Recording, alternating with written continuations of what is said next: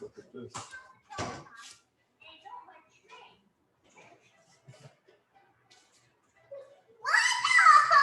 Juju.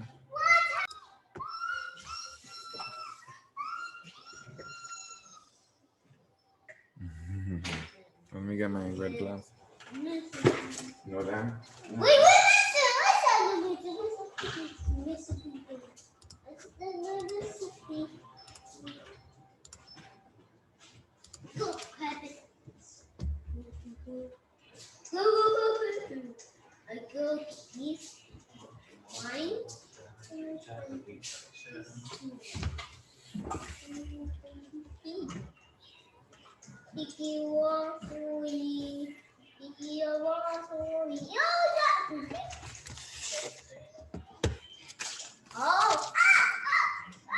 Jay, can I get the red folder, please?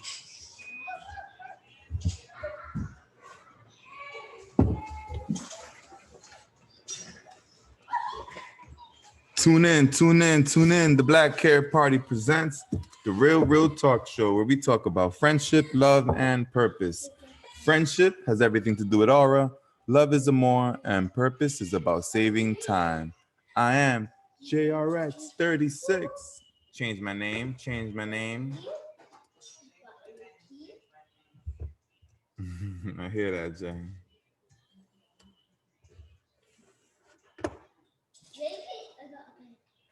Tune in, tune in, tune in. The Black Hair Party presents the Real Talk Show, where we talk about friendship, love, and purpose.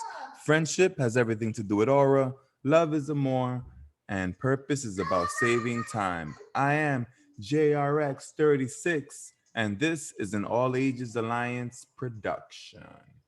Womp, womp.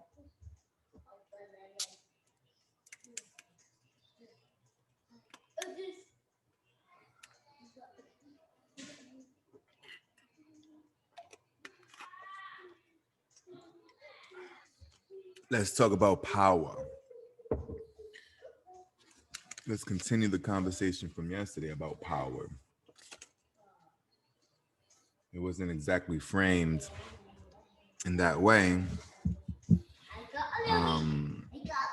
but ultimately it was a conversation about power that I was, we could say, uncomfortable talking about solo, wishing I had my co-hosts so we could unpack, reimagine, recreate a new reality. Okay. Well, I'll just freestyle talk. Let me go ahead and start it with a song, with a track.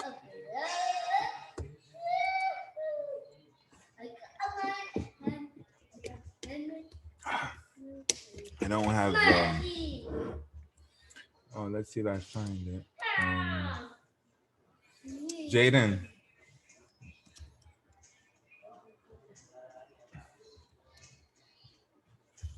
I'm trying to see if I could find the Rona project. You know how I had the SoundCloud open that one time?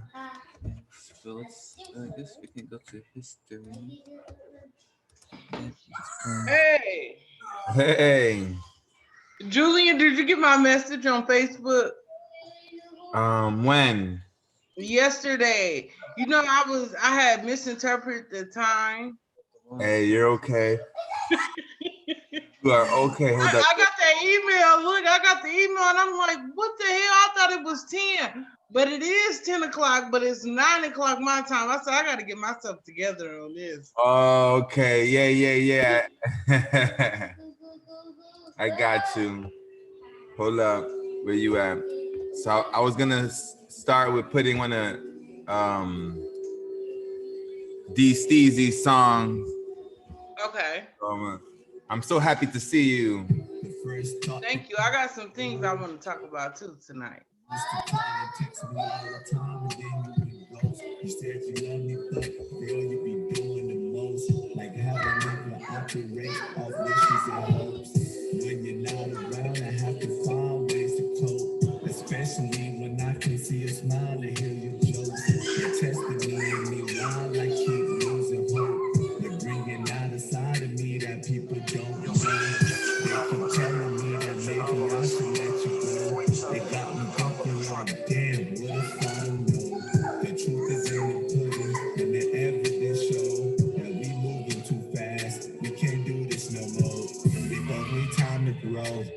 both need time to show that this is what we want and that this is no joke. Baby, let's prove it, yo. Baby, let's make them roll. Cause we be so in love, but do each other go.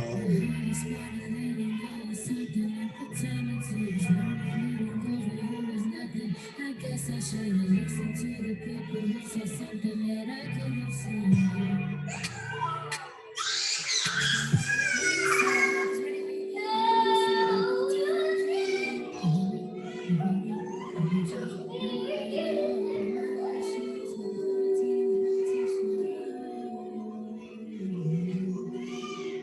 Now there you go again, talking to your friends, telling hating asses they should get a man.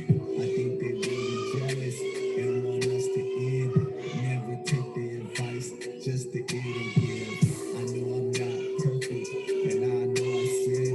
I'm trying to find my purpose so that I can win. I'm barely scratching the surface, and I got far to dig. Baby, with you by my side, we gon' do it big. So are you gonna go, or are you gonna stay? Can you forgive me like the Lord for all my mistakes? Can you put up with some more and endure the pain? I'm in it till a nigga die, ain't playing no games. Just know the love we have be driving me insane.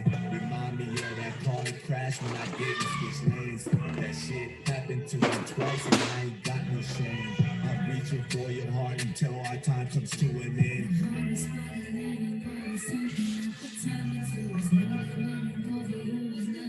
I guess I should have listened to the people who said something that I couldn't say. Stayed on your wayside, I was ready when you needed me.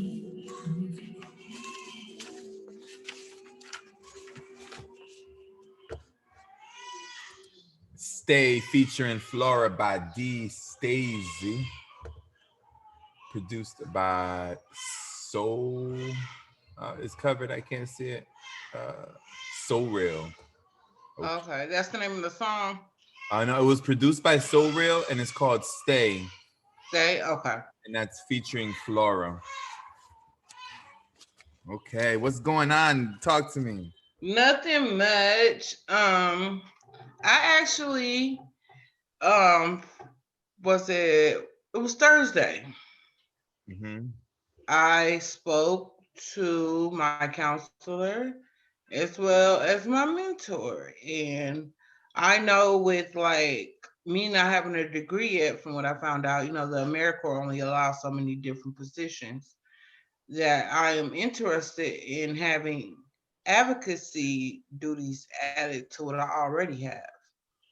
And I explained to my mentor basically like, only thing I wouldn't want to do, which really scares me, not scares me, but really gets to me because I have a good heart, is that the different things that students may go through and um,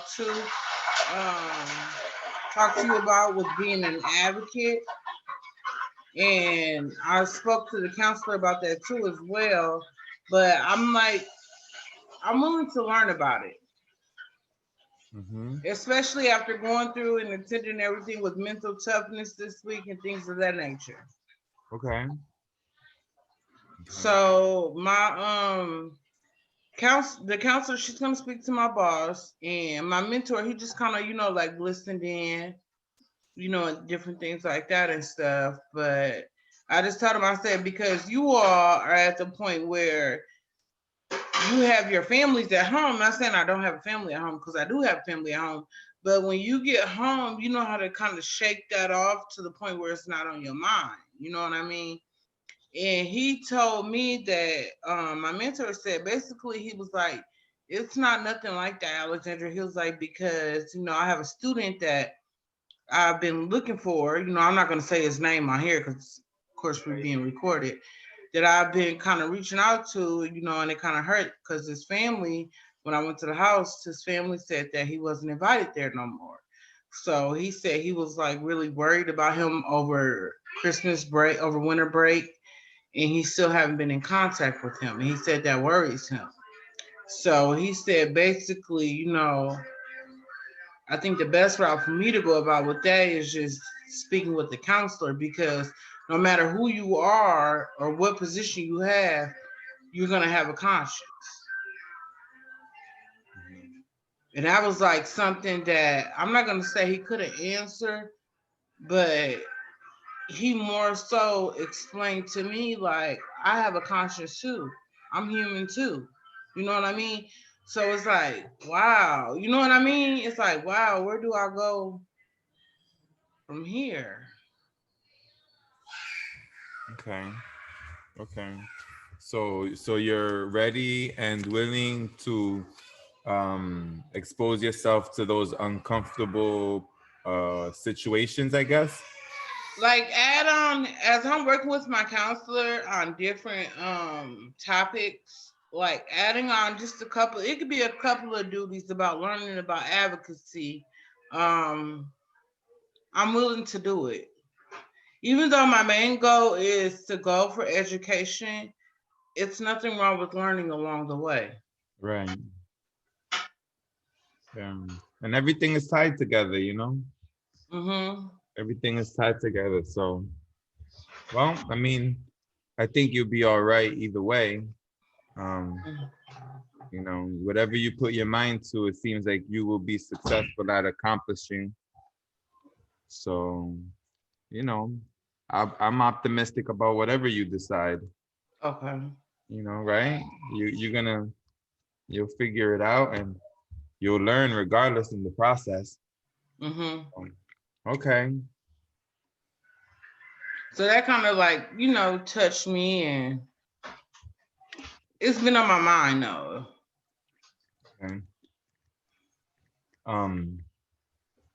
Yeah, that's challenging and well, It's like a challenge, you know what I mean? It's like it's something you can't ask the question for and someone have an answer, because you can't expect the answer.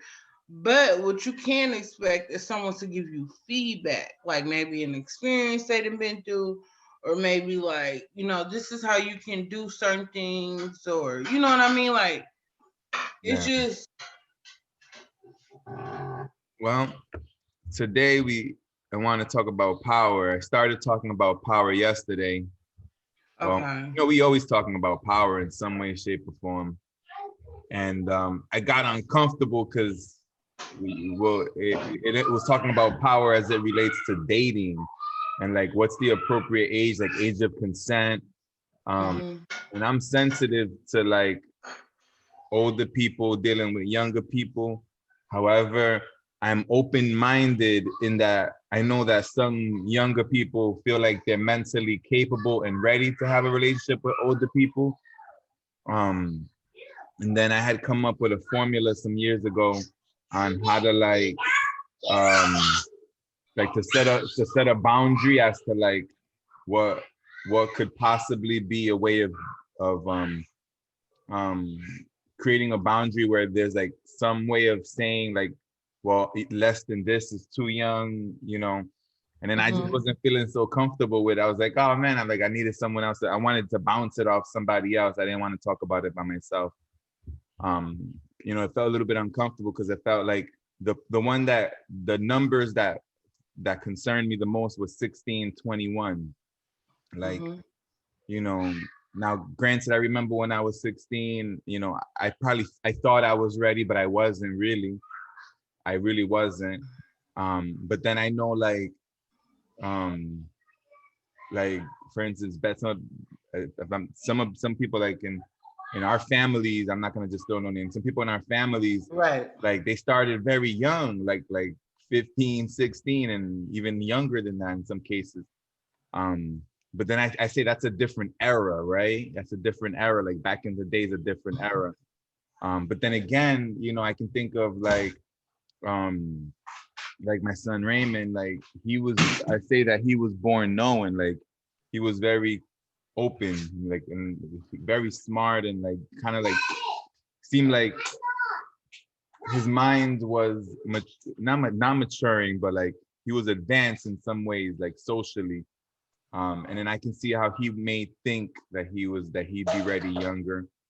And then so that was challenging because it's like you know, then I looked up like the word grooming, because you know how like sometimes older people, they'll groom, like they'll basically like psychologically. What's up, baby? Say hi. Hi. Cool. Yeah, it's so cool. Okay, go with Jaden. Go with Jaden.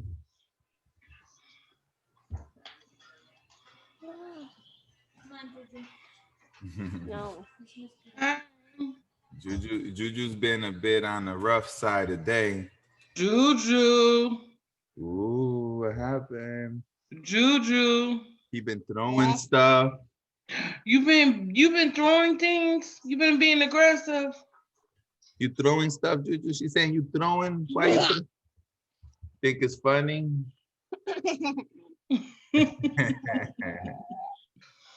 Yeah, and that's challenging to deal with, because see, like, you know, if you spank him, that'll get corrected real quick. No, mine. You know, Right. like a couple pops and he'll be corrected. But then, you know, I put pressure on Betsy not to be popping, and she's doing good, and I don't pop. But then it's kind of dangerous because he be throwing stuff and the baby's around, you know. Mm-hmm. It's a challenge, you know, and it's controversial too, because I know like my mom or some of the older generation, you pop that boy, like, you know. So it's a challenge, because then he walk around thinking he can do whatever he want to do. People thinking you can do whatever you want to do. All right, go take a shower. No. Go. Yeah, so then that was kind of the conversation yesterday, and you know, I was just talking it out, and I was like, yeah, I'd rather bounce those thoughts off someone else. So I looked up like what are the laws around it, and they're called like Romeo and Juliet laws. Have you ever heard of that? No. So basically, Romeo and Juliet. So the age of consent is generally speaking around 18. That means that you can't make a decision about whether you can have sex or not till about age of 18. Now, there are some states that have it a little bit lower, based on what they call the Romeo and Juliet laws, which then allows the young person to date or to have sexual relationships with someone who's within a few years, like within 3 or 4 years of like 17 with 19 or 17 with 20, like depending, it changes, it varies from state to state. And I can get that way. For instance, if you got a 19-year-old, he shouldn't get like in trouble if he's dating a 17 or maybe even a 16-year-old, because that's like very close in age. But then the thing that I would like, the part that I've been processing is that it's challenged, like by going by age is not like, it's one approach. But then like even me, when I was first sexually active, which was late. And when I'm talking about sexually active, I'm talking about like full on intercourse, not, you know, there's oral intercourse, then there's other intercourse, but like traditional intercourse. I was 17 and I don't think I was ready, like, you know, and I'm sure, and if we were to talk and do an interview and I'm guessing we would ask a lot of people would probably wish they started later, you know? So, but it doesn't change the fact that when you're that age, you know, you really, you know, you think that you know what you're doing. Either way, so like I said, the part that made me uncomfortable was the gap of 21 to 16. Because basically, like I had a formula, like, so it's like n divided by 3. Let me put it in the chat box. N divided by 3. It's like a math formula. Cause see, I'm trying to like have conversations that people don't want to talk about, you know. Like the reality is that there's young people that want to have sexual intercourse, and it's easy for the parents to say no, and then they go behind their back and do it, or they run away with somebody. And it's like, all right, what can we create to where Hold up. Let me show you an example what that looks like. So this is a way that it would look like. Boom. So then the idea there, you see that 27 divided by 3 plus 9 equals 18. Mm-hmm. So the idea would be that a 27-year-old should not date anyone under 18. And anything over 27 should definitely not date anything under 18. And then 27 was, you know, me reimagining what, like, I still think that 27 are pretty young. I think that that's like a young person. Mm-hmm.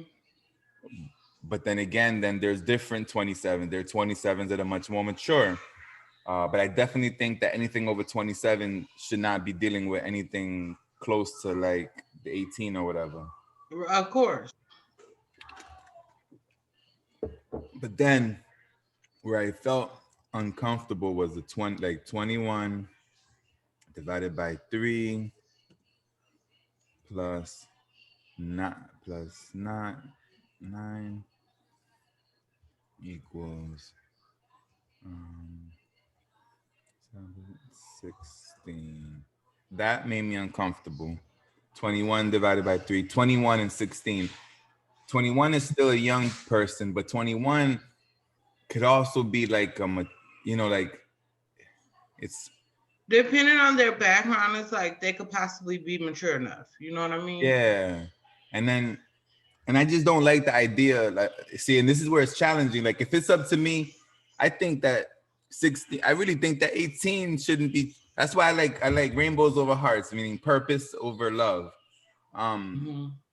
But if you have a 16-year-old that's convinced that, or they're about love and hearts, you know,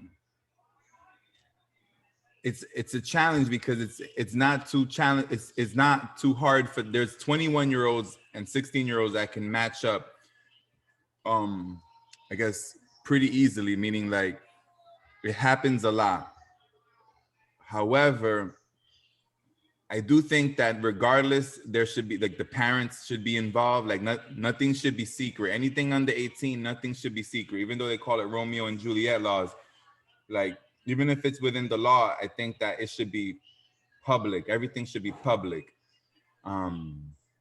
However, it's just challenging for me to think of 16 as ready to be able to give consent. Like, you know, even if it's 21, they both seem like close in age.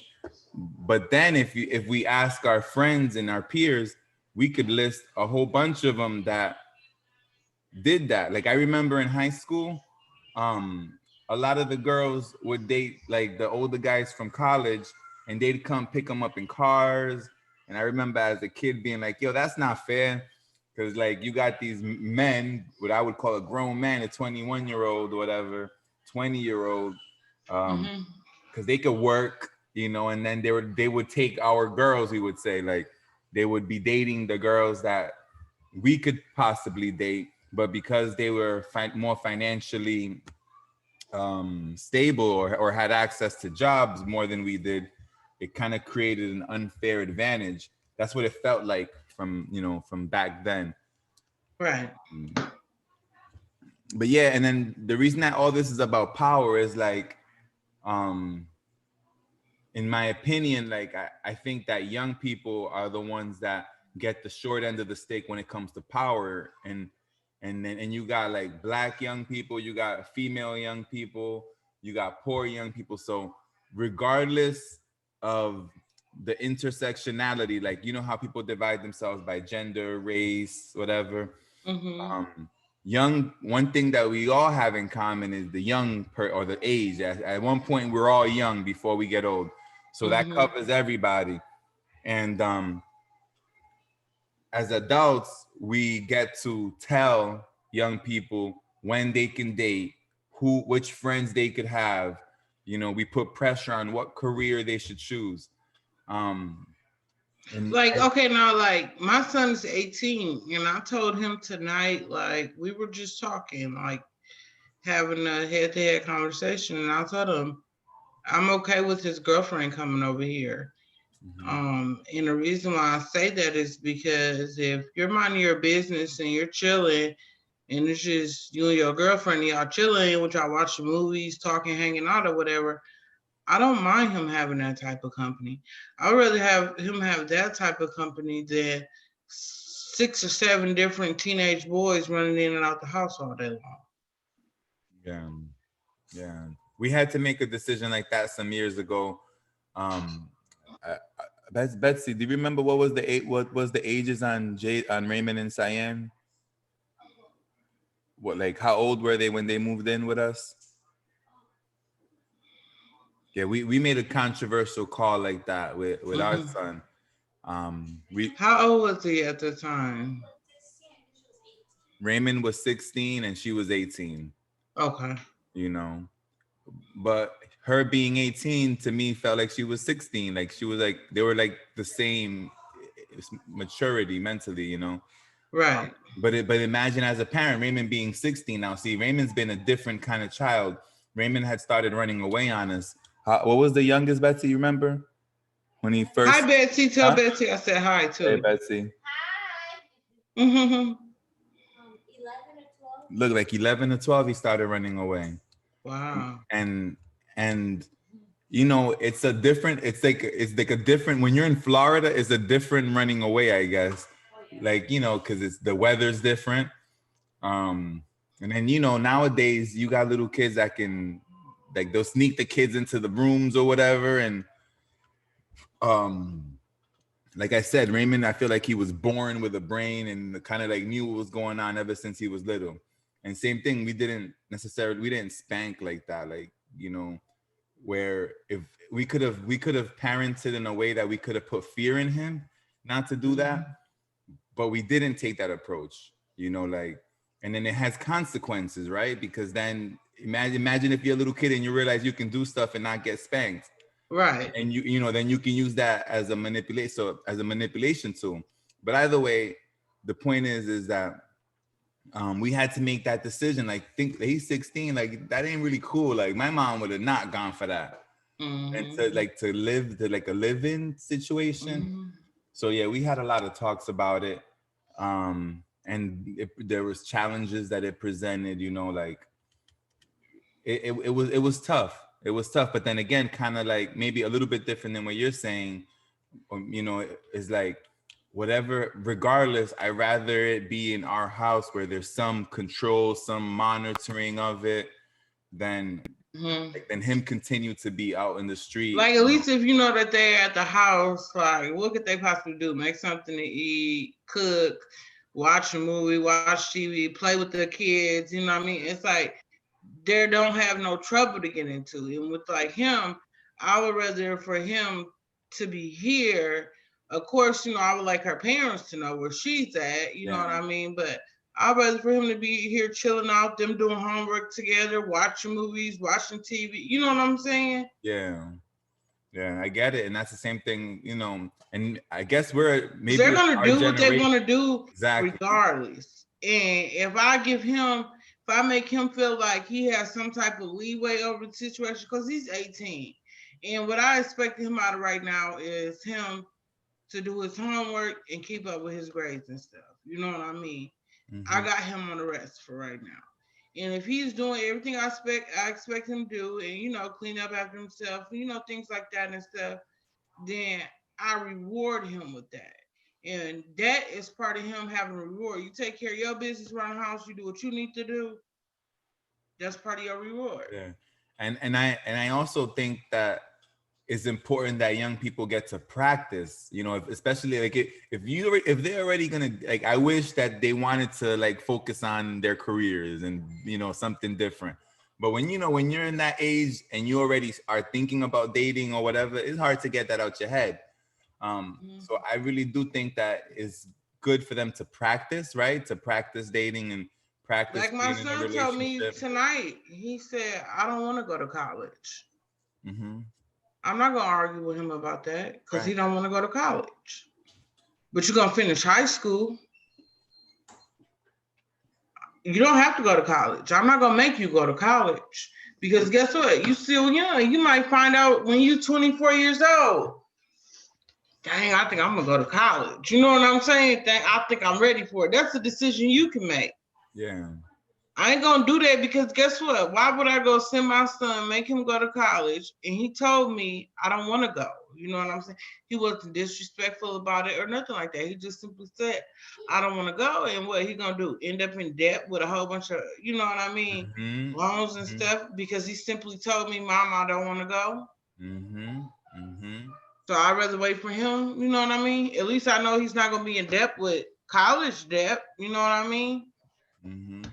So it is what it is. And those are conversations that we need to be having as a society as well, like amongst us, because okay, so if you're not going to college, then let's make a plan, you know, because And guess what? Tomorrow, that's what I plan on doing. We're gonna sit down together during the day tomorrow. I'm gonna go to the grocery store in the morning, and then my plan tomorrow is during the day, we're gonna work together and we're gonna make a plan for him to work towards, like we did with his allowance. We're gonna make a plan for him to work towards yeah. and to figure out what kind of jobs that he's interested in.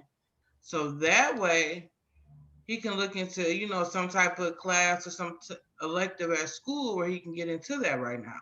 Yeah.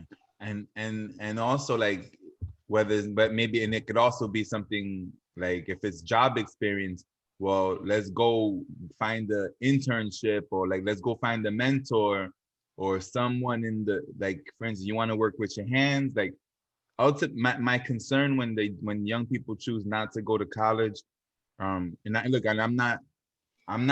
would be one to not even promote college much, because I know the challenges that come with it. Like, because you have to, if you're gonna go to college, you gotta want to go. Because if you don't want to go, like you said, then you can just come out with that, and it's more problems.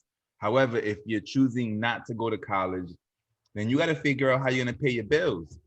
Because if without a college degree, it's a little bit more challenging to get certain jobs.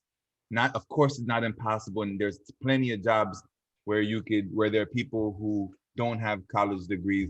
But then if you don't got a college degree, you got to be a go-getter. Like, you got to have a personality where you're gonna go get your money somehow. Mm-hmm. Otherwise, like McDonald's, retail, it's hard to pay. It's hard to pay bills on those jobs. It's hard to pay bills because with those jobs, their desire is to hire those 16 and 17-year-olds that's in high school, in college, because they have that turnover rate, but they also know that they're going to get more to come in there because they're constantly getting them, and that's what they look at. Their managers and store managers are like older, up in age, but they don't care about their turnover rate because guess what? Next semester, they're going to hire 15 new kids. Yeah, and they got and like that's a good way of looking at it. I never really thought about it that way. They always got the next kid that turned 15 ready to go work, you know. But yeah, Ain't nobody trying to make McDonald's out of no career. You rarely see like women my age now working at McDonald's making a living. When you go to McDonald's, you see an older retired person or a young person. You don't see people our age working at McDonald's making a living. Yeah. You don't. Yeah. And then you either see a really older person or you typically see a younger person. Yeah. And then like the conversation that like our children need to be having is like, okay, like in real life, when you don't go get a college degree, and let me not even separate it. Let me just talk about, because even if you're in college, it still applies. But in real life, you're gonna probably need roommates. Like if you want to leave home, right? Like if he wants to leave home and he's like 19, wants to leave home, it's gonna be hard for him to find a job where him by himself can pay all the bills, right? Mm-hmm. So that's one thing. Okay, and then now when you're going to live with other people, like that's a whole other experience. Now you got to deal with people who got different like life habits. Some people aren't as clean as you, like they don't keep up as good as you. Some people don't really respect people's privacy, meaning like they'll just eat your food, they'll go into your room. some people, they'll bring in people at all kinds of, it might be cool when you're 18, 19 to be up all night, but when you got to go to work and now one of your roommates got somebody in the house that got you up all night, but you know, so these are all conversations that they need to know, because it's like, I know for me, I guess I didn't really get to go through a lot of that because, you know, me and Betsy kind of linked up when I was pretty young, when we were both pretty young, I think like Okay. 20, 21 or something. Okay, y'all been together ever since then? Yeah. And That's you know, what's up. and we've been making it work. We've had different arrangements. Like sometimes I'll have my own spot, she'll have her own spot. But we were talking about it. When y'all get married so I can be in this wedding? We're not caught up into like marriage and that. Like that's not like an important word to us, you know. Okay. Now, granted, I'm not saying that Bessie probably don't want to like have that experience. I know, but I know for me, I'm not so caught up in it because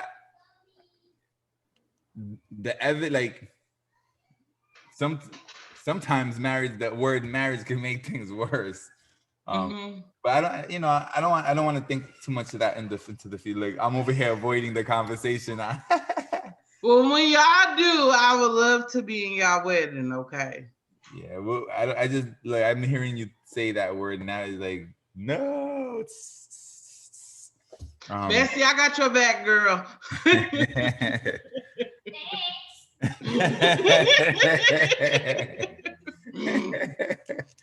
Oh man. Anyway, yeah, we're both the youngest, by the way. So she's the youngest, I'm the youngest, which allows us to like do things non-traditional. Like, you know, we've been taking care of each other ever since we were really young. Okay. So, and then we've had people that have stayed with us throughout the years. But because we started a family pretty young, it didn't feel like roommates per se, you know, we just, right. You know,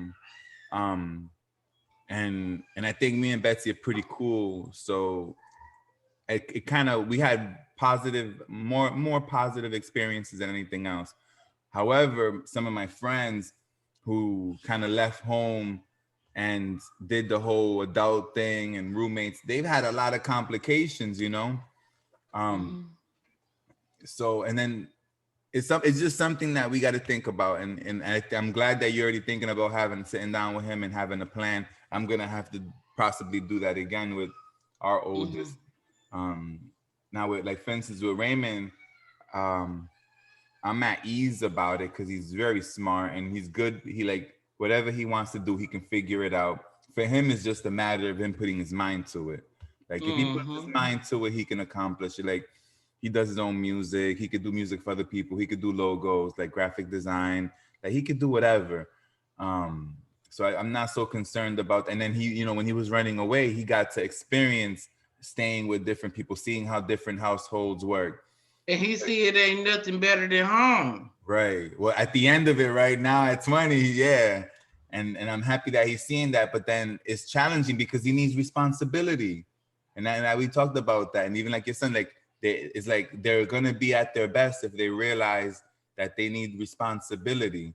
Yeah, because I'm here and I feel like it's me and him now. You know what I mean? And I am going to make a plan up with him because I may not be by myself forever. You know what I mean? I may end up having me a friend one day and I may, you know what I mean? But I want my house to be in order for the simple fact is ain't no head's gonna be being bumped. I know what did happen in the past to me. You know what I mean? I didn't grew from it, but I'm laying the law down now so it won't even get like that in the future whenever it happens. You know what I mean? You never want to be in a position where you got to choose between your son and a man. Like that's whack. It's whack, and you shouldn't. And I feel like it when stuff like that happen, it's more something else to the story. You know what I mean? Like it's more something else to the story. And some people, you get people that's on the outside looking in, trying to be judgmental. They don't even be knowing the whole story. And them the type of people that just need to be put on the back burner regardless. You know what I mean? And then you have these men who had kind of like a strict, like maybe strict parents or whatever, or like, and then they come in and they'll be like saying the truth, right? Your son needs some responsibility, but that ain't your place, really. Like, I get it, you know, he's looking out, but you can't just put somebody else's kid out like that, you know. So it's challenging. It's really challenging. Even It's a though challenging situation, and at the same time, like it play a part on different. It play different parts on different things, you know, and it's crazy. I can go on and on about it, but to just sum it all up, it just all depends on the person in the household, because it's different strokes for different folks, and what's good for this household may not be good for this household. You know what I mean? and then to what we were talking about, and then this is like where I get uncomfortable with the age differences, like the 21-16. Like, your son may be 21, but he may really be behaving with a mentality of a 17-16-year-old, meaning he's just not mature enough yet. Right. And it's like we can't just say he needs to be out on his own or whatever at 21, when 21 is just a number. And because this is one thing about this maybe not just this generation, because I'm sure it happened in past generations, but in my opinion, like, this generation isn't as like, I don't know. My son 18, he's not the typical 18-year-old. My son is still like, right. He's not. Like, I remember, like, even look, I'm saying I wasn't even ready when it comes to that, but I used to run this, like, I used to be out, like, ever since, man, let me see. So in 3rd grade, I moved to that house. I was about 9 years old, 9 years old. I'd be outside past midnight. Now, my mom could yell my name and I could always hear it, you know, and it's like in the summertime, you know, like, our kids are out and I'll be out with the older kids playing some sport or something. So, and then I lived in a community, like, that was somewhat, my mom could yell my name and I could hear it, like, if she noticed that I wasn't in the house. But by being out that early, is like, you kind of are aware, you hang out with the older kids and you, like, you know how to kind of protect yourself while you're out there. I don't know how to put it in words, but you mature in a certain way that the kids nowadays aren't really getting that, because kids, depending on where you live, whether you live in the suburbs or depending on the community you live in, a lot of kids are staying in the house, or, you know, they're more house children. And then by being more in the house, is like, they don't get some experiences that make them, then they kind of mature, or they're not so ready so young. So yeah, everything goes into play like that. So it's challenging. And I wouldn't, and then I definitely wouldn't want to put the kid out anyway. And that's a challenge too. I know, like, in my culture, like, my mom is from the Caribbean, whatever. And it's not norm, like, the whole 18, oh, I'm gonna turn 18, I'm moving out. That's not really real. Like, that's more of an American thing, we realize, like, being born here. Like, my mom never gave us that pressure. If my mom, what happened, my mom had me when she was 38, which I thought was old, right? And then I just thought and talked to Betsy today. Betsy just had a baby at 38. I'm like, oh, snap. I'm like, oh, snap, you're as old as my mom. And I'm thinking she's old. Like, my mom was old when she had me. No, she was 38.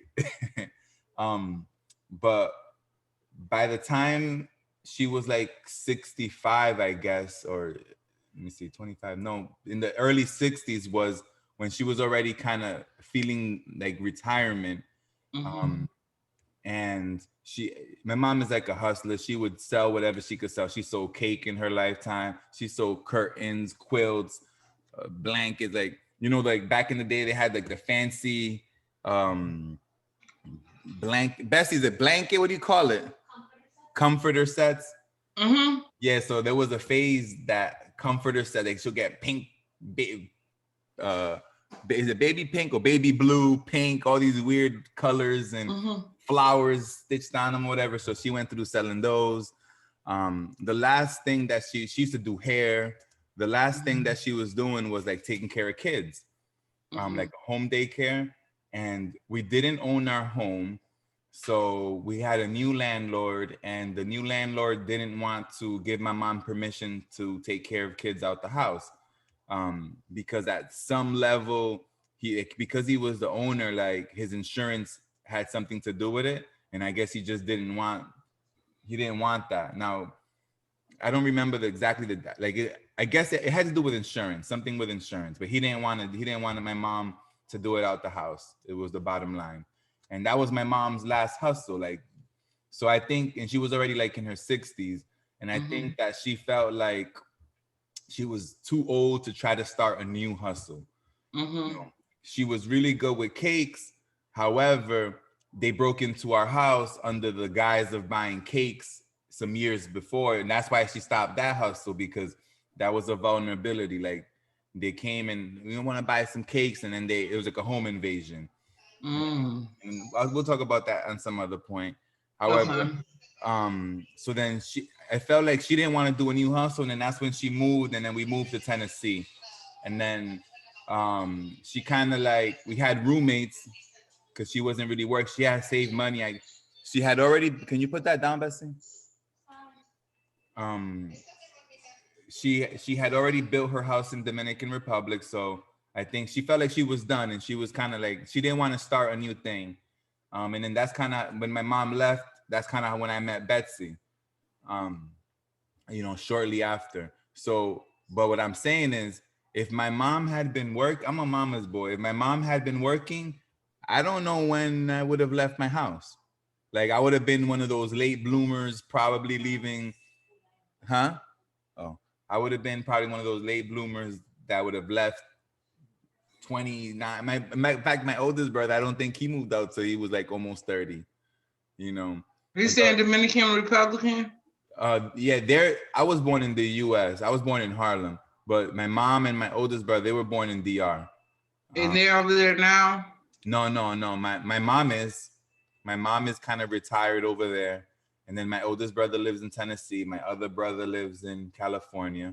I have some sisters on my father's side. We have different fathers. So my mom was like a single parent. And then I think what that allowed her to do was she never wanted to kick us out. Like, if it was my oldest brother, he stayed with us till he was late, but we always had a house where he had like a somewhat private apartment. Like, I remember like the last house that he lived with us, he had the upstairs, and it had like a backdoor entrance. So he was over 20, like late 20s, but he kind of had his own privacy. But I would have probably not left the house either, you know, like my mom wasn't putting no pressure on me leaving. She didn't even put no pressure on me working, like, because she always pretty much had it. But I guess she knew that I was college minded, so she didn't really worry about me. And then my other brother, he's a go-getter, so she didn't worry about him either. But what I'm trying to say is that, like, I don't like the idea of thinking of putting somebody out because things aren't going well. Like, that's the opposite. Like, if anything, like, you got to go because you're doing so well. Like, you know, but I wouldn't want to like send our child out to be like in a difficult situation. But see, you know, it's challenging because other men would be like, well, that's what you got to do. And I get it, because that's how they mature. But, you know, as a parent, it's challenging because I'm not in a rush to make him go through experiences, you know? Like my son, my other son, he's 15. He'll be 18 soon. I don't want him to leave at 18. He wouldn't be ready. Like, he definitely wouldn't be ready at 18. Probably not even at 20 or 21. But then you have, let's say that you get a friend man that comes in and doesn't understand that, you know, like maybe has a good relationship with you, but then looks at your child and sees him as another grown man. You know? And that's kind of the way I would see Raymond, but I still like, Raymond, you're a grown man, but I wouldn't feel comfortable pushing him into like challenging situations like that. So it's challenging. It's challenging. But then to flip it and turn it, you know, have this conversation is that, but the same young people think they grown, you know, and it's like, I want to respect that they think they're grown but that's why I was like, adults, we need to work together. Like the young people and the adults need to work together. I had a talk with a parent, and something came up that is very real. Like, for instance, you could be very cool to my children. I'm not cool enough to my children. I can probably be cool to your child, you know, but you're not cool enough to him, which is the crazy thing about young people. I know. So we need to be able to work together. That's why I like my role where I'm at, is because I told her, listen, I'll work on getting some cool points, you know, with your children so that I can positively influence them. You know, if That's funny though, because it's so true that you said that. Like, it's super true. and if they would just listen to us, they could be cool, but they, you know, they got to hear it from somebody else. And I get it. Like me, I'm happy. Like, I was pregnant when I was 13. I had my son when I was 14. My son 18 years old. He ain't had no kids. You know what I mean? So it's like, woo, he made it. You know what I mean? Like, I'm cheering on other things. Okay, now we got to get this out of this high school out the way. Come on, sit down. We're going to get this together. Because I think of it like, damn, you know, like, woo, I didn't, you know, and then by him being black, it's like, society plays a huge part on him, so it's like it's a lot of things. It's a lot of things that I'm happy about that people that wouldn't even understand. By 18, a lot of boys have already been shot, you know, been in jail, been locked up for like. So I get it.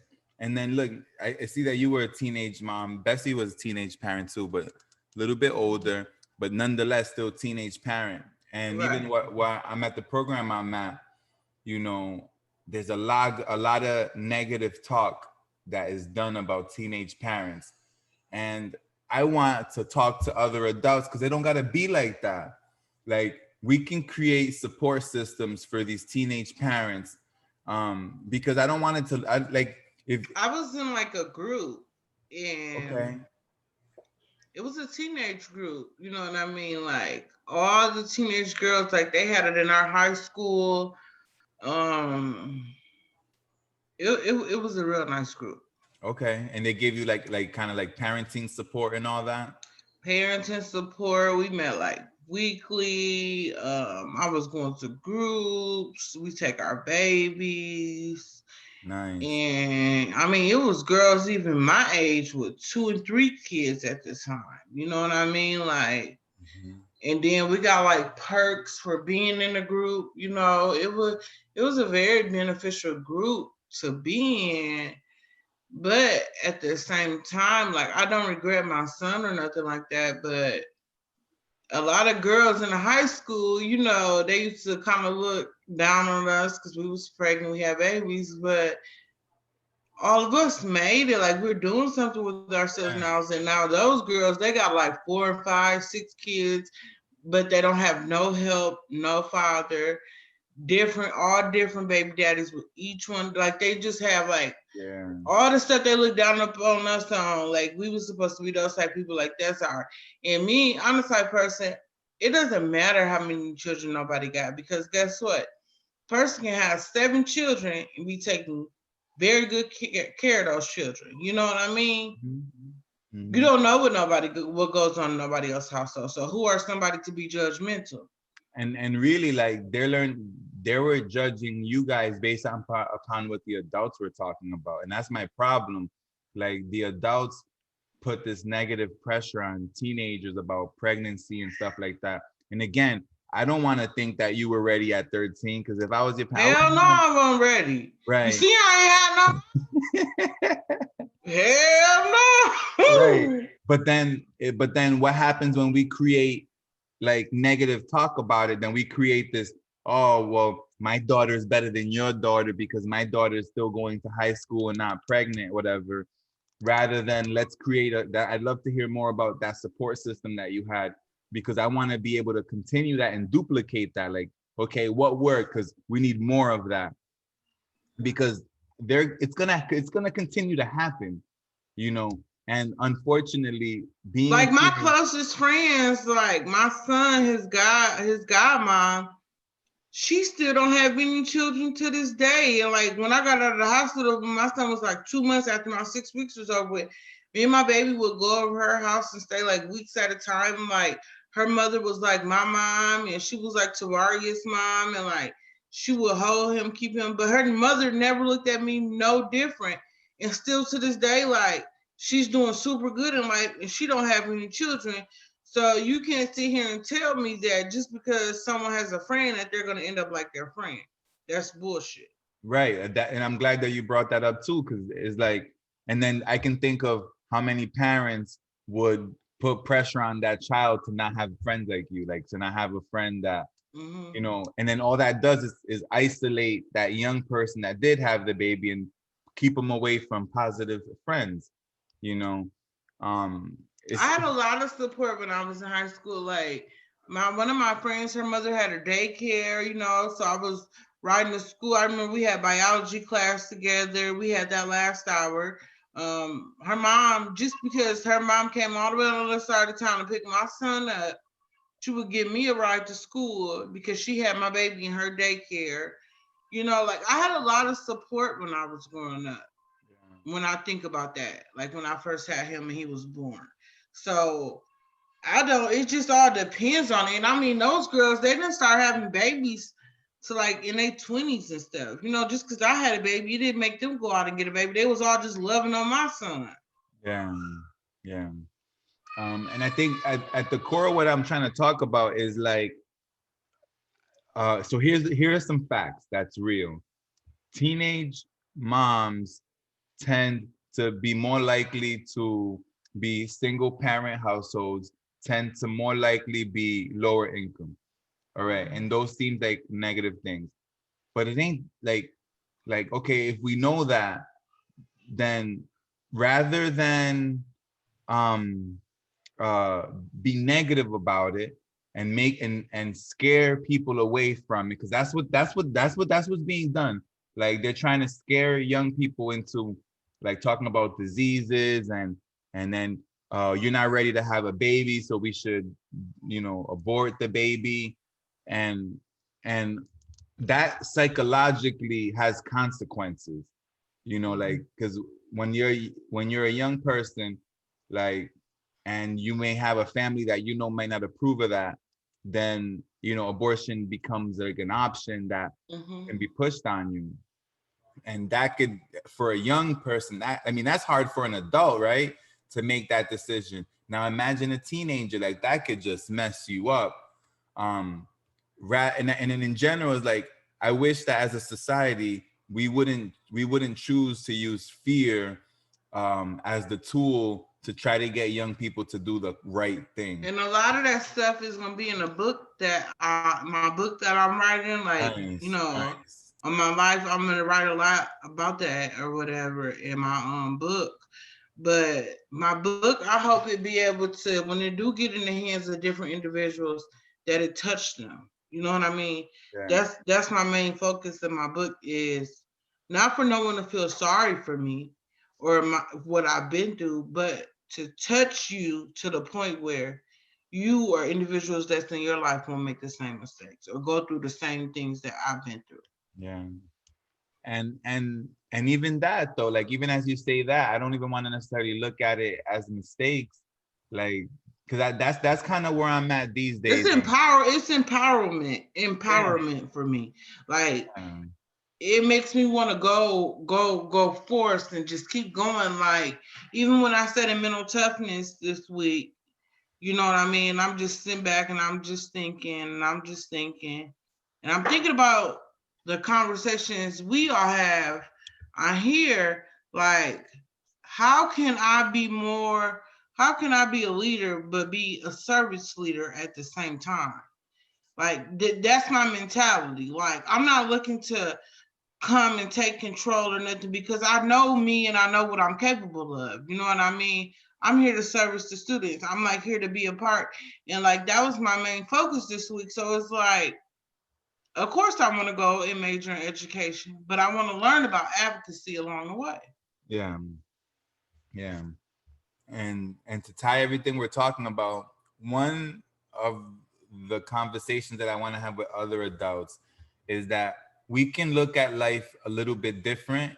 Mhm. Like some people look at life like it's very serious, and it is, and some people look at life like it's a game, and it is. And when You just got to know where is that game. You got to know the different parts that you got to stick out and you got to play and you got to do. You know what I mean? and one easy way for me to say that is when it, for all the difficult conversations and all that, consider looking at it like it's a game. Because especially with this generation, who's a gaming generation, which started back with our generation with Nintendo, like, you know, Nintendo, Super Nintendo, and or Atari. Like, we're a gaming gen. I was born in a gaming generation. I personally didn't game like that. You know, I gamed outside. But when you're in gaming, it's okay to lose. Like, you lose a lot before you start winning in gaming.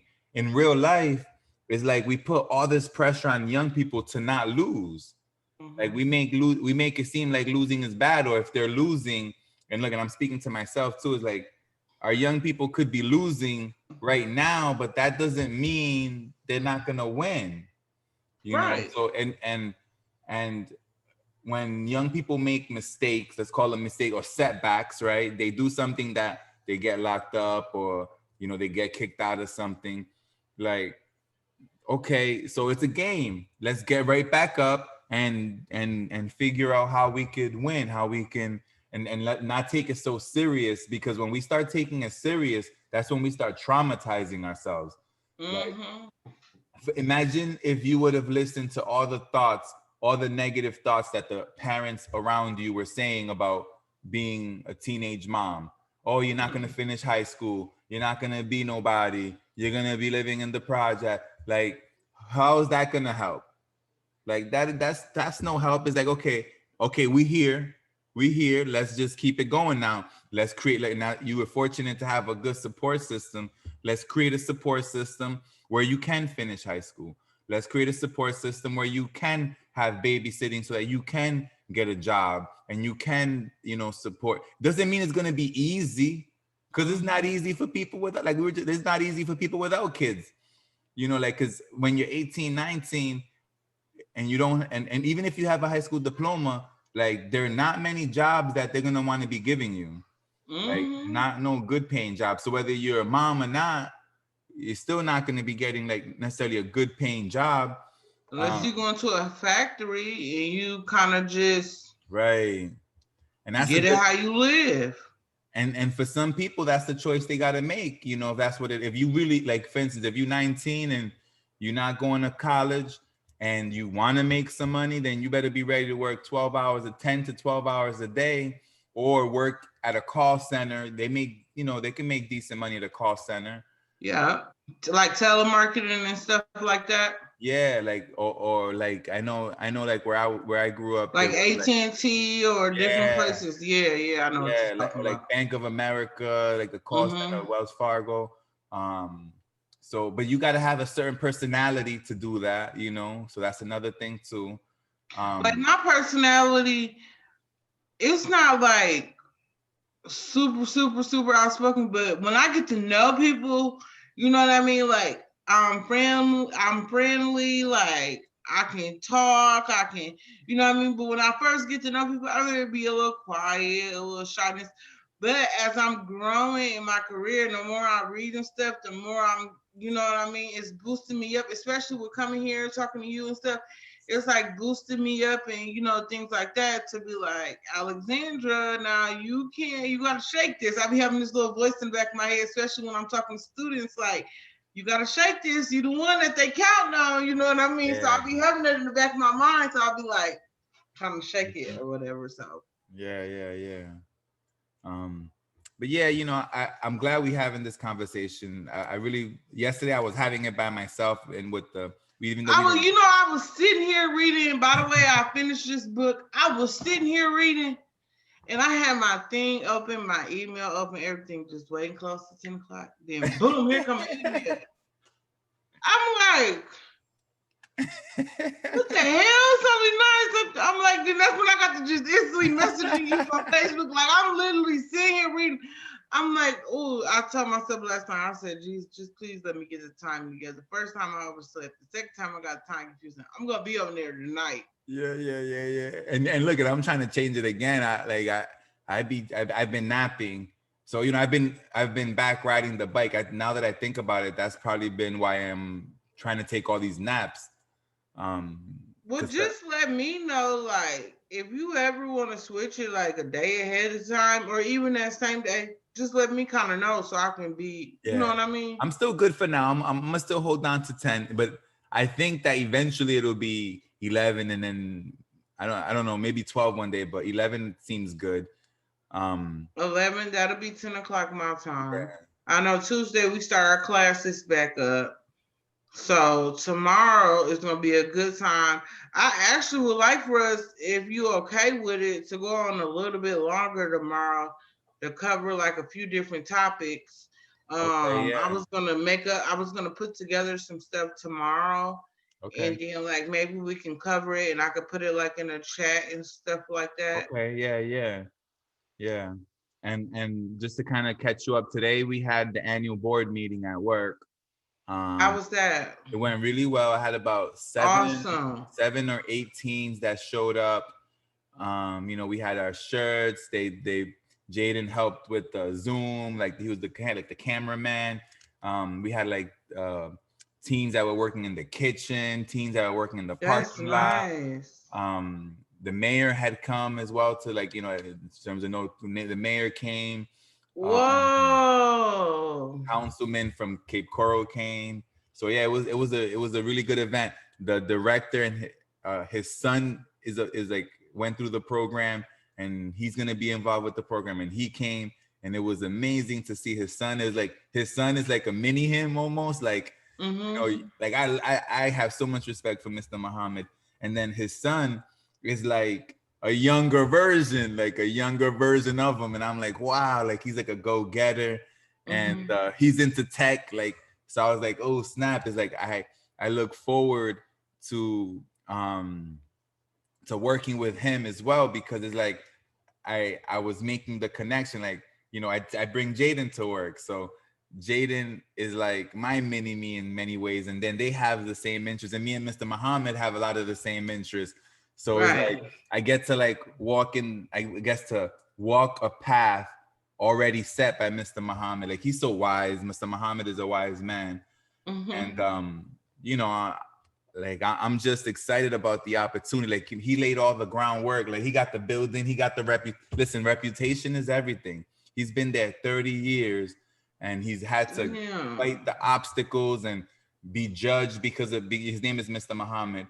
So imagine being judged by his name alone and his faith, and come out victorious in that he has created a staple in the community. You know, that organization has put millions of dollars into the community, like, but has like, you know, it's made a great impact. And then sitting through the annual board meeting and seeing all the people that are involved and going over the vision, like, it was really cool. It was really cool. And then the young people, you know, they showed up, and you know, I met some people who I've been talking to that I hadn't seen in person, that were gonna volunteer, and we connected, and you know, I'm just excited about the direction that everything is going, and then getting ready for the 26th, right? For when you are able to start. I want to already have some of the young ladies, and eventually maybe young men too, be ready, you know, to kind of meet you and have you work with them. So we can talk more about that too. Most definitely. And I still haven't got you the grant stuff, so don't think I forgot. I just haven't.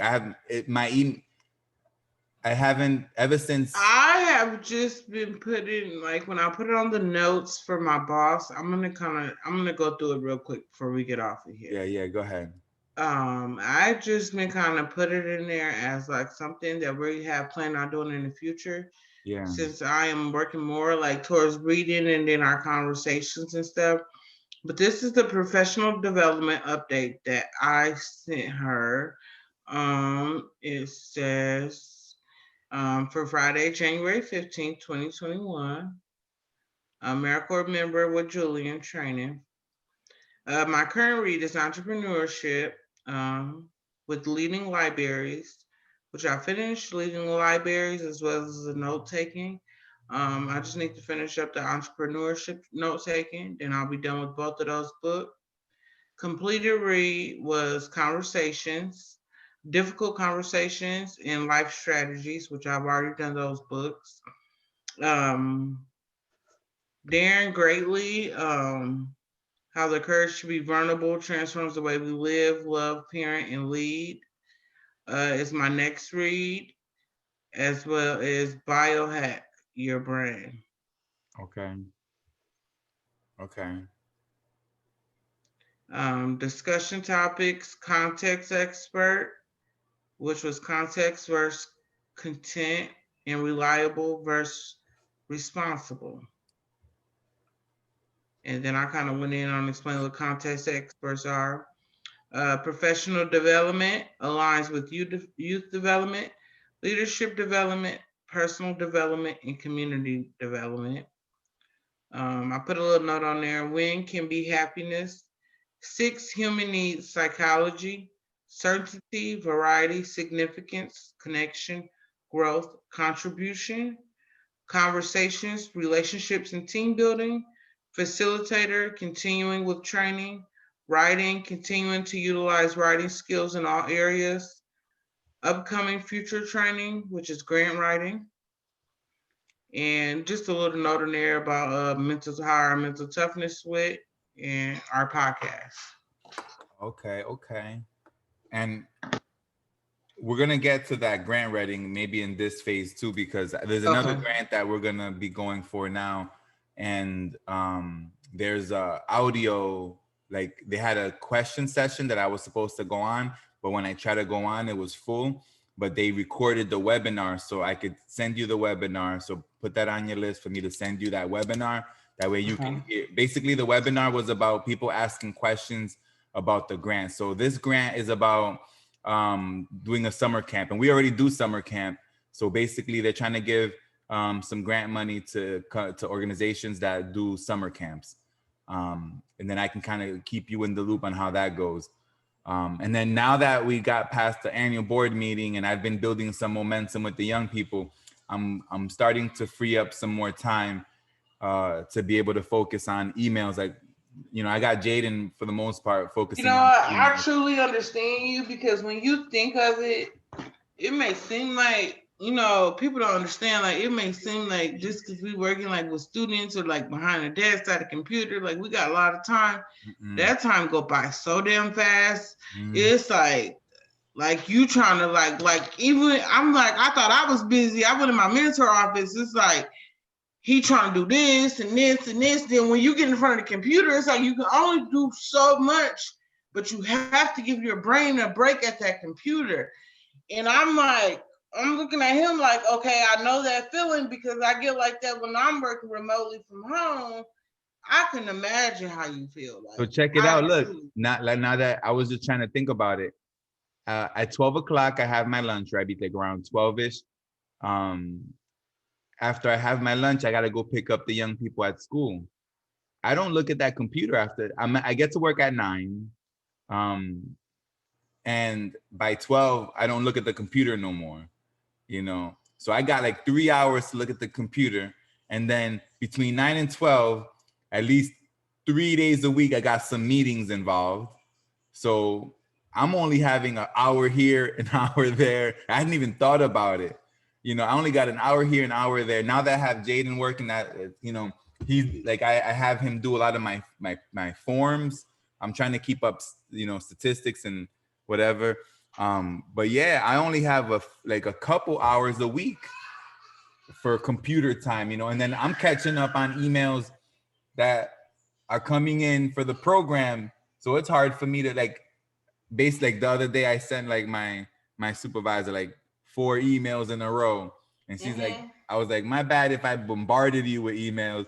she's like, no, that's good, because then she can like just get them done and check them off the list. And I think that's Right. how I like to operate, because by the time I got to the point to send emails, you know, then I can just handle all of it, and then I'll come back to you and I have the next group of emails. So yeah, you know, time does go by fast, especially Yeah, working it with young. do.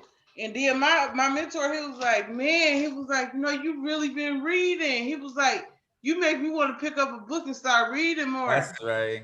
I'm like, he was like, man, y'all got to keep me updated. He was like, and then I told him, he said, that is so dope what you got me working on, the project for the teacher's aid book. Yeah. He was like, oh, okay. He was like, so you're going to be kind of finished with your book and the teacher's aid booklet at the same time. I was like, I don't know about the same time, but Yeah, you there's know, no my rush. book, I feel like I got so much to put in writing in my book. And then when I write, it's like I think I'm forgetting something to put in my book that I'm writing. So it's like, even when I do have an editor like go over my book, I'm quite sure it's gonna be a couple of times where I want to go through, you know, and before I even present it to the editor. So it's like, and then my teacher's aid booklet, I know what I'm doing, like far as my books, like the books that I'm reading, like I'm taking notes from those books, but I want to put a couple book reviews in there. I want to put some community service stuff in there. I want to write out my own outlines in there. What I have, so I have a lot that I want to put in there. Mhm. And I think what I need to do next week sometime is just put my ideas together of how I want to actually outline my teacher's aid booklet. Okay. Yeah, and then what that, when I hear you talk, what that sounds to me is you want to do a course syllabus. Because Yeah, something like that. Yeah. it's like you're building a course and you're the teacher, which goes where your education goes, you know. So I'm excited to work with you because like I like to manage a lot of stuff. Like I have a lot of balls up in the air, and I like that. And I But see it that you keeps can me do that busy, too. like Yeah, I'm never bored. yeah, like bored. I ain't never bored, like with the books that I got to read, and then with our meetings, like I'm busy, but I like it. You know what I mean? Mhm. And then I told Janelle, which because you know she sells Mary Kay. Yeah. So I am going to support her with reaching out to some of the individuals that I know that's on, you know, people that I know up here and stuff, ladies that's looking, you know, to purchase Mary Kay and things like that.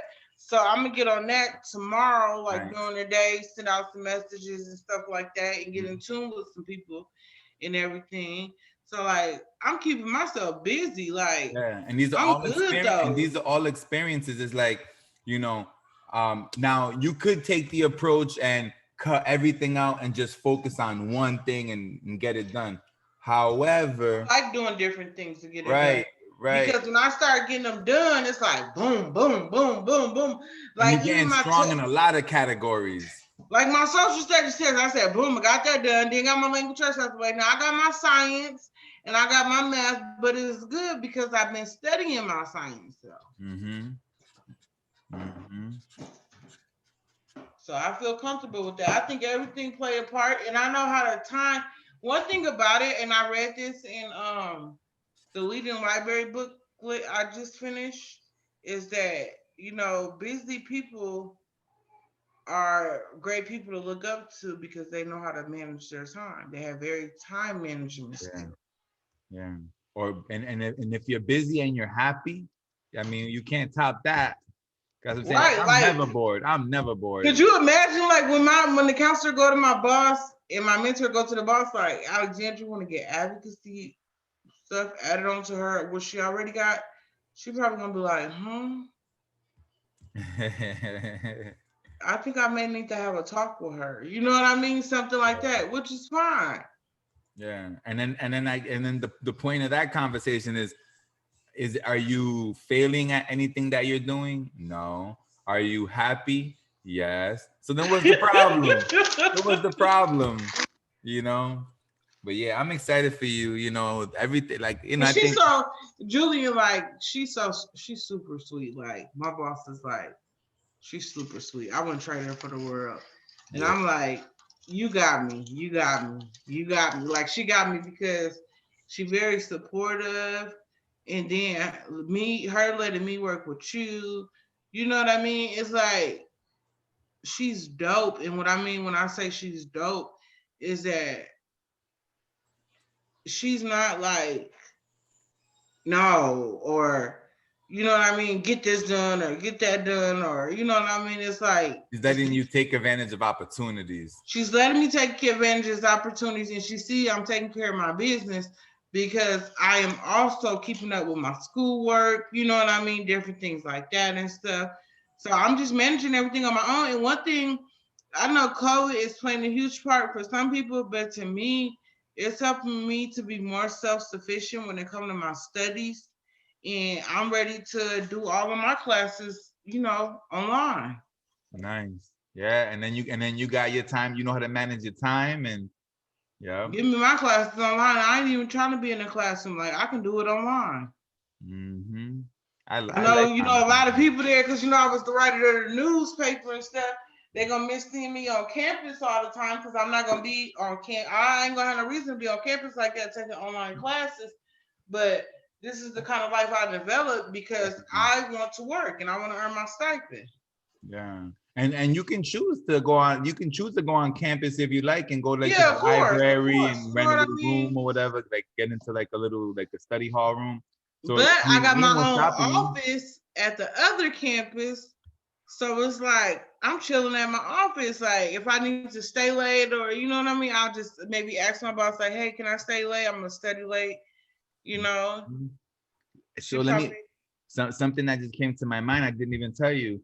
So guess what opportunity landed in Jaden's lap? what's that? So we have a local newspaper called the Community Press. Awesome. And the main editor, the person that owns it, is a math tutor, and he met Jaden, and he told Jaden that he can write for the paper, like he can write an article a month if he like, and he can sell ad space and get a percentage of the sales. Mm-hmm. What Jaden say? You know, Jaden's always cool about. He's excited about it because he's one of his He can goals make is to it. be. He can start making them some money. You know Yeah, what I mean? yeah. Have his own little money and stuff. And That's then dope. he can start writing. I like the idea. I like the idea of him being like a writer. So I'm like, How much I do just they sell space for? I want to say it could be as low as like I don't want to. I'm gonna just say a number. It could be as low as $25. I think for like a business card size. I think I'm Mhm. not sure, but I would have. He told me to go to the website so I could see the actual numbers, depending on how big the space is. You know. But I mean, if this is a thing where they take ad and they do it every month, and he gets a certain amount of accounts, that's money that'll come in monthly, you know. And Heck yeah. just the experience. For me, it's more like the experience, It's you like know. a business experience, and then on top of that, he can meet people and get perks from them too as well, Yeah. like different businesses, and it's And a he said lot that that comes with Jaden that. can promote the platform on there. Like Jaden can Of promote his own course. business on there, and yeah, I'm excited about the opportunity. And Um, he probably won't even have, if he got these other people doing so much, he won't even probably have to pay to promote his own stuff. yeah. He won't. Um, so yeah, I mean, you know, that I thought about that. I was like, oh snap, because you know you're a writer, and then I'm thinking, oh, Jaden's gonna have an opportunity to get some writing practice in. So Tell him to I'll keep probably me link you up. updated. Well, he could probably be one of the teens that'll be in your sessions as well. Okay. You know, um, even though he's a male, it don't matter. Like he No, could still it don't listen. Yeah, matter. Then he'll yeah. get to know me stuff when he see me and I come to Florida, he know me. Yeah. And then you see how like I work with you, like you can even eventually develop a one-on-one relationship with him about his writing, and he can maybe email you his writing and you can look over it, you know. Mhm. So I just thought about these connections. I think And that'd like be I could cool. even from like and what I think I don't think that it'll be an overwhelming thing, but the link to like the website where I wrote my college articles and stuff like that, that'll be something where he could kind of read where it won't be like over his head That could and be he can get assignments. So, ideas. so based on this conversation, he definitely needs to be in that youth instructor program that you're going to be developing. Okay. And then this will be an opportunity for you to kind of like practice doing individual based education. So like you're gonna get to know him, and then you can give him specific assignments, and then you got another student, you give them specific assignments. You, as you work with him, you be You know like, what I'll okay. do? I'll match. I'll see what they like. I'll get their ideas of different things they like, different topics they like. Then I'll give me time, give me a few days. I'll create something to the point where I can give them an assignment. Like say, like, hey, I may have a student who loves Spider-Man. Okay, you like Spider-Man? I want you to watch the one of the Spider-Man movies and write me an article on that movie. Don't worry about making no mistakes. Don't worry about doing nothing. Just go and watch it and then write about it. What happened when you get done? Yeah. And then see, we can work together on that, because like, so this is the approach. This is like, I believe in a student-centered approach when it comes to education. Like in the way that looks like in the program is, all right, rather than do a one-size-fits-all program, oh, we're an arts, character, and education program. Our young people come and they have these activities and everybody's in it. No, it's like, that works, but how about, what if we create the program around your interests? You know, and then the activities and the assignments are based on your interest. That not everybody has to have the same assignments, you know. So I can, as you're working with the young people, I can forward you. I've been telling them that their portfolio is public, so then I can show you their portfolios, and you can already start getting to know them, and then that way you can be able to tailor, and then we can work together on giving them individual education plans. So yeah, I'm excited. I'm gonna have it. So he's gonna be one of your students then. So boom, we got the Okay, first one. thank you. Yeah. And then that'll be cool, because it's like, it's kind of going full circle. Like now, you know, we're talking, and then now you'll be able to like check him out, and you get to be the cool non-parent. So that'll be good. And then part of the, so then maybe one of the goals would be is, okay, he needs to have an assignment. He needs to write for this paper monthly. So maybe you can work with him on, okay, so what you're gonna write about? Like he loves technology, and then you can kind of be someone to talk to him about that, where you can, I don't gotta do it, and then you can. And as the time come close, what I would like for him to do is, when as the time come close to that time, is to send me emails of different things that he like, that interest him, and things like that and stuff. And I can do a little bit of research on my end. So look, I'm gonna just tell you, technology. You like technology? He spends hours on YouTube, everything technology, Apple. I mean, but so then, how about this? You can start that now, and then just send it to the OnPlay email, and then start talking to him through there. And he does very well with email, so and he'll be able to, better than in face-to-face. Then you can maybe start the relationship through email. I am going to start that Monday with him. I know Monday is a holiday, so if he doesn't answer back to me Monday, that's fine. Tell him like our replies and us talking back and forth, it's like not nothing that has to be done like right away. Yeah. But tell him to just take his time. So check this out. Let's make him your first student. Okay. And let's set the 26th for your first live date with him. And I'm gonna try to get you other people as well, right? That may be interested and can benefit from doing it. However, you can start your planning as if Jaden is your student. Okay. You know? And then I'm gonna start figuring out who can be your next one, and then see if I can get the next student, and then you guys can start communicating via email if it works. So let's just call Jaden your first student, and for sure Jaden will be there on the 26th with you. And then now let me find you your second student and your third student. But then if you can already get started with Jaden, then when you come live, they kind of already know you a little bit. You know? And so Jaden, what we're gonna do is we're gonna work on writing articles. Okay. Yes. That and then you can do entrepreneurship too, since you read that entrepreneurship book. Whatever you want, you did start. Articles is the main. Yeah, let articles be the main assignment. So like all the assignments are based on articles for Jaden. That way he can Okay. get writing practice, and then you can choose what books you'd want to expose him to.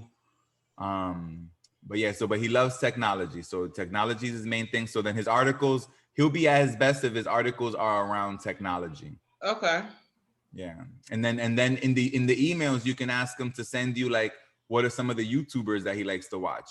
Okay. So basically the best way to work with him is having specific questions. So if you say like, what's your Because favorite? if he like YouTube, I can give him an assignment. I can go search through YouTube, find some YouTube videos that are about technology, give him the links and say, hey, watch these ones. But I'm going to watch them myself too, as well.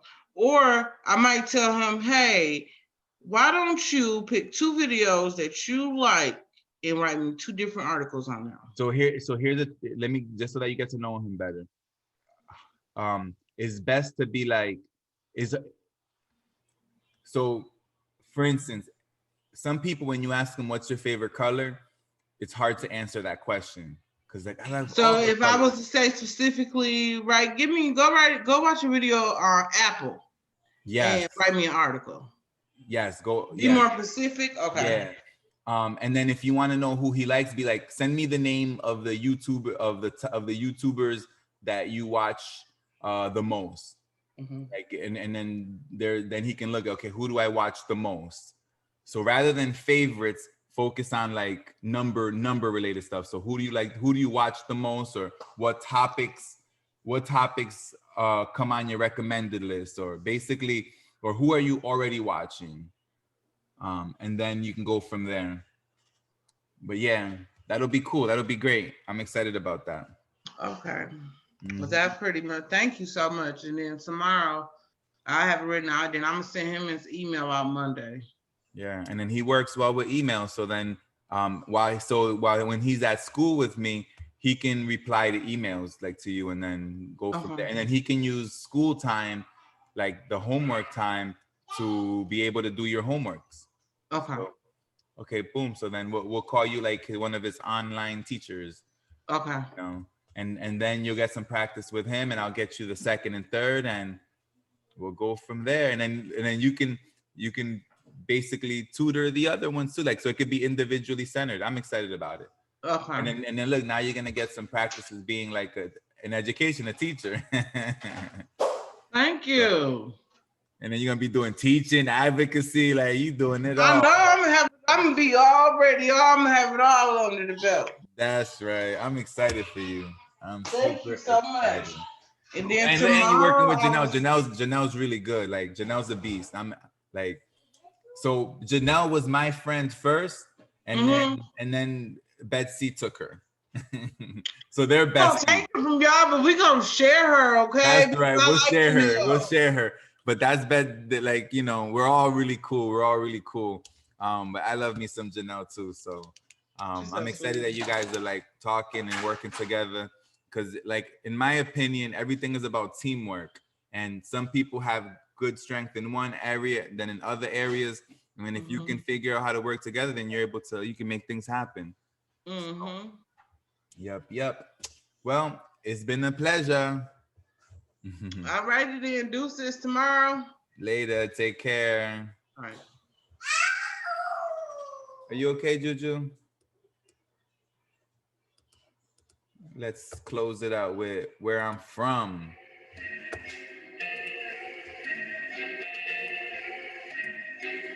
Where I'm from, D-Steezy. They go down, streets to the cemeteries in our town. Tats on our faces, a few guns around. Niggas got cases, so no one makes a sound. Where I'm from, they go up. Niggas out to get it and don't bring no fucks. They stay away from pretty snakes with the big butts. Stay away cause the police don't care about us. Where I'm from, they go up. They go down, we go. Where I'm from, we go down. We go down, We go down. Where I'm from, we go down, we go up. we go down.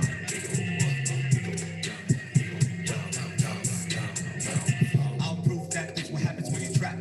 When the hood behind you and your brothers got your back. When you know to talk shit, don't know how to act. Cause you super turned up, so nobody gets a pass. Say get him and I got him, I'ma do it fast. I said hit him and they shot him, but that's in the past. I'm known to have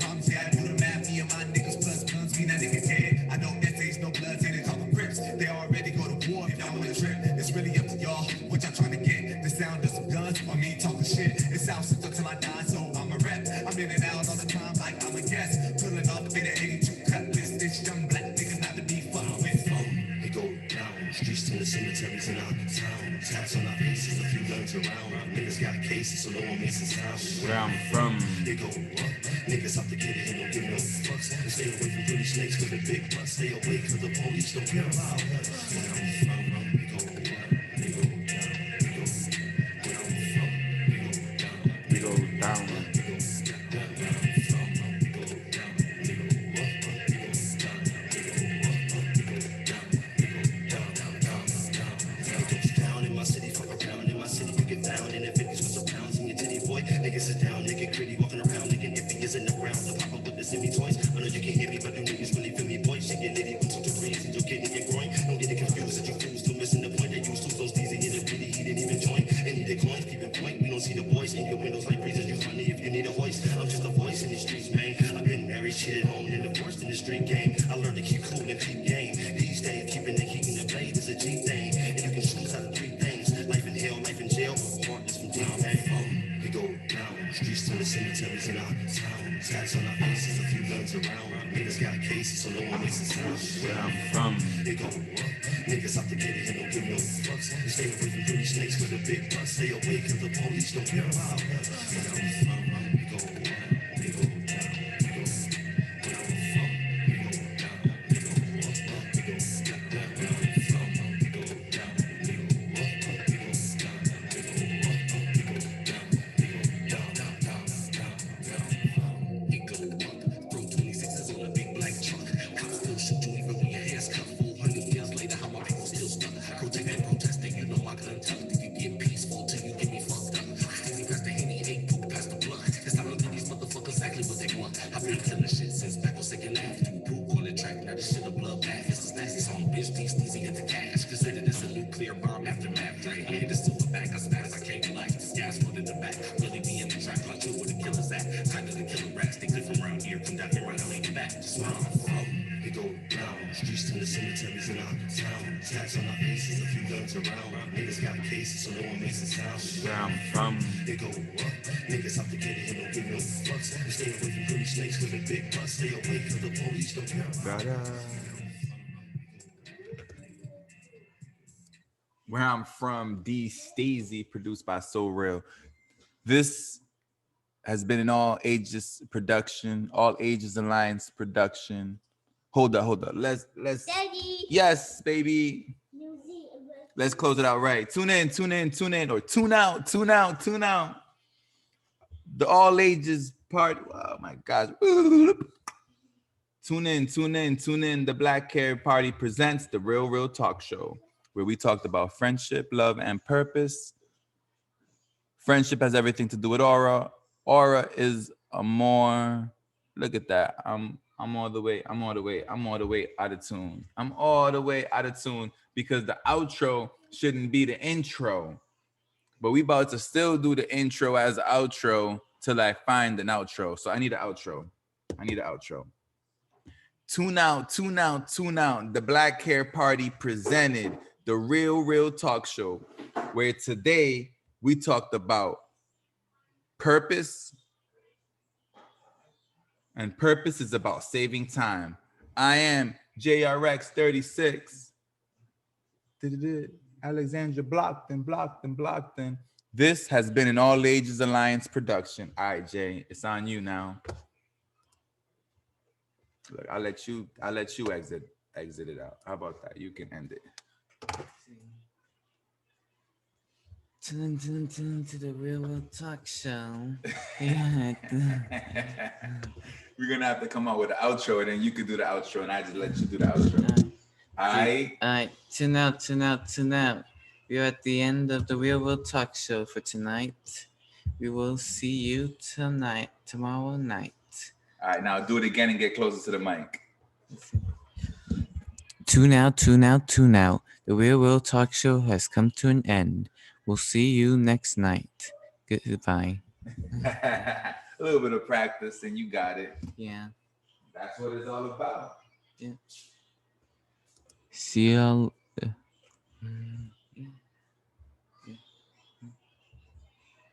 We'll see you next night. Take care.